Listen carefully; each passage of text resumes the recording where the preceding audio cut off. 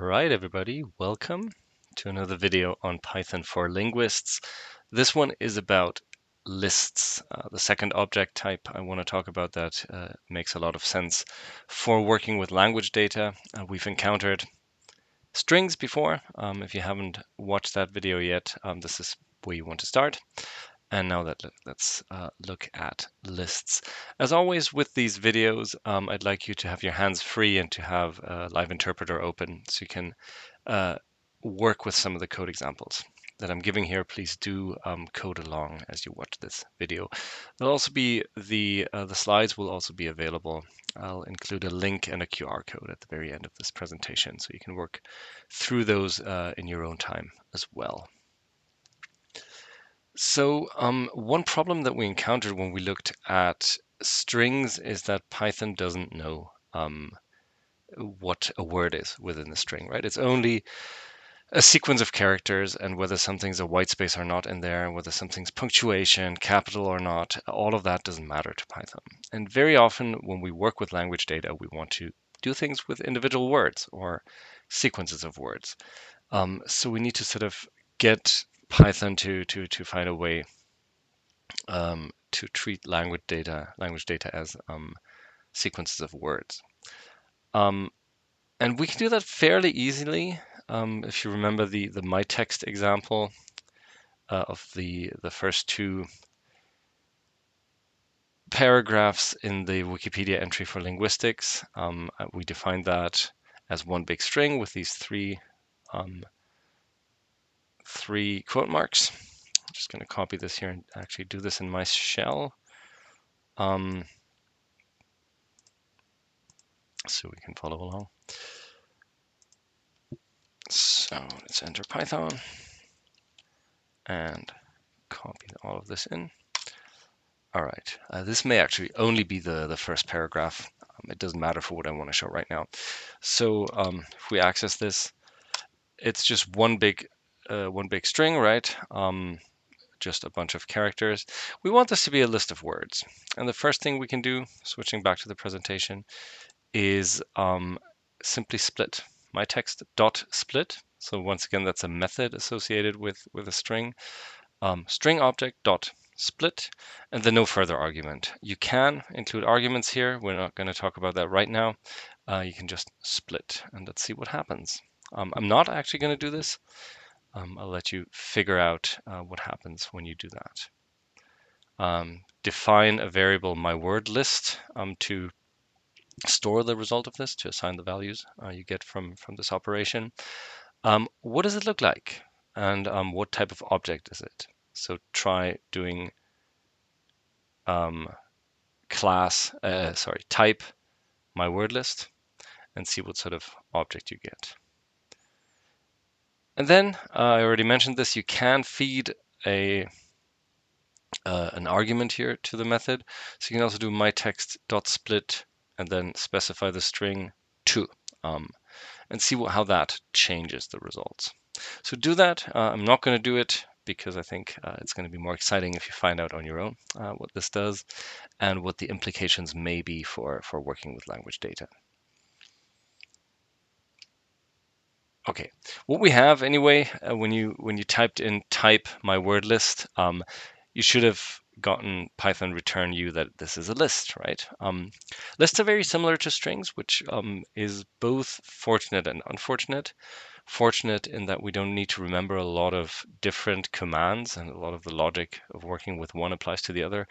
It can be unfortunate because especially beginning coders sometimes work with the text and they think they're doing something with every word in the text, whereas they're doing every character in the sequence, because the step of moving from a string to a list of words somehow got skipped over. Okay, so they share many operations. You can do len mywordList, and it'll tell you the number of elements in it, just like you do len string, which gives you all the characters in a string. You can, we actually haven't looked at this. You can do mywordList index 1. There'll be, the next video will focus on this, but you can already play with it and see what it returns. And you can also multiply mywordList times 2. Something you cannot do is add a word to a word list like this with the plus operator. My word list plus platypus gives you a type error. It can only concatenate list, not string to list. So what this is saying is really you give me one thing, one type of object, and you want me to add another type of object to that. I don't really know what that would look like. And maybe if you're thinking on your feet, maybe you can come up with a way of actually making this work without introducing a new um, a new operation to do this. Kind of if you want to work on this a little bit, a tip is that just as you can have strings with just one character, you can also have lists with just one element, and that should help with the addition operator here. But you can, well, here's um, the solution, right? My word list plus the one item list platypus, that works. A list plus a list, that works just like a string plus a string. But you can also do something else. You can take the list and tell Python to append an element of some kind to the list. So that takes the list and says, all right, at the end of this list, insert such and such an element. They don't exactly do the same thing, these two commands.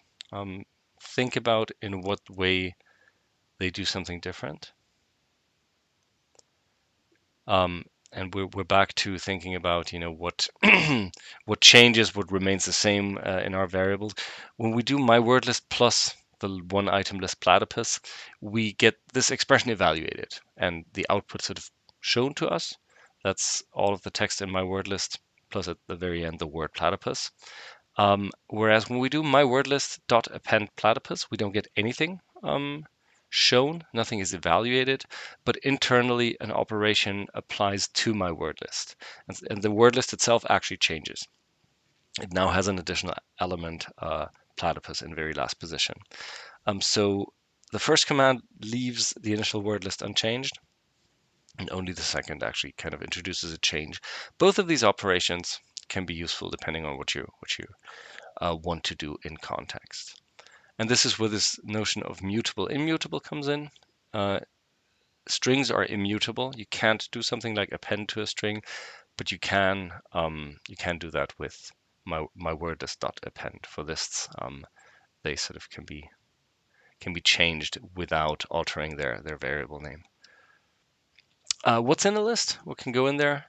You can define something like my number list 1, 2, 3, 4. My random list with a number, and then a string, and then another string, and these strings can be longer or shorter. And you can also have my list of lists, right? So this can be nested. You can have a list that contains two elements. So this list here actually only contains two elements, and the first element is this list here containing 4 elements, and the second is this list containing 4 elements. So it's really a list consisting of 2 elements, which themselves are lists, each of which contains 4 elements.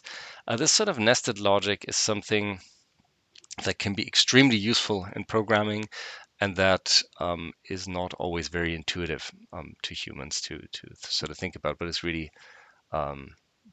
really powerful if you apply it efficiently. So they don't care what you put in them lists, either in terms of what the object type is, and also in terms of whether it's homogeneous or heterogeneous. You can put all sorts of different things in lists. All right, let's do a little bit of practice with lists. Obviously, we're working with language data. So the exercise is create a new empty list with the following command. So a very useful thing to know is how to create empty objects.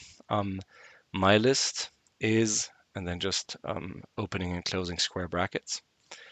And then just do stuff with this list. Append an integer of your choice to the list, append a string of your choice to the list, and then append the list to itself, and see what that does. That's probably the most exciting bit. When you call my list, what then happens? Actually, let me switch over to the live shell to do that, but please pause the video and do it on your own first. This is an exercise for you to practice. All right, so we have my list, which is initially empty. And then we add, I think I wrote the number 8 to it. Okay, so you note the square and the round parentheses, all of these things are quite meaningful in Python, right? The tiny typographic details. So the square brackets are just what indicates something as a list. Just like the quote marks mark an object as a string, the square brackets tell Python, okay, whatever's in there is going to be a list. And then the round brackets here, they're actually not related to an object type, but we have a method, append, and that gets an argument, and the argument goes within these round parentheses. This is also something to get used to be precise in terms of all this punctuation stuff. All right, we appended 8, and now my list has one element, 8. And let's append the letter A. I don't know if that was what I wrote, but that's what we got now. And now the really interesting bit, my list, append my list. We call my list now. You get this sort of this thing here, right? These dot dot dots. This basically says it's going to recursively, whenever you call it, um, just call up the whole list again. So it's sort of you can go down and down and down into it, and it's always going to reproduce the full list. Recursion, bit of a tricky thing to work with. Also not the center of what we're going to pay attention to today, but it's an interesting feature. All right. So we've done all of these. Now, assuming we have a corpus, we have a couple of words, well, a lot of words in there, and we now want to do something with these words, right? Provide some kind of analysis, maybe look at sort of the Zipfian distribution, um, count what are the more frequent, less frequent words. The first thing we can do is we can sort of, like a dictionary structure, sort things alphabetically. So working with numbers initially, you have something like my list, and it consists of the numbers 1, 3, 2, 5, 2, 4, 6. And then it has an associated method. Lists have an associated method called sort. So if you define this list this way, do mylist.sort, and then you call mylist, you actually get something back that looks different from the way you initially defined mylist. So again, mutable, the method called here actually changes the object itself.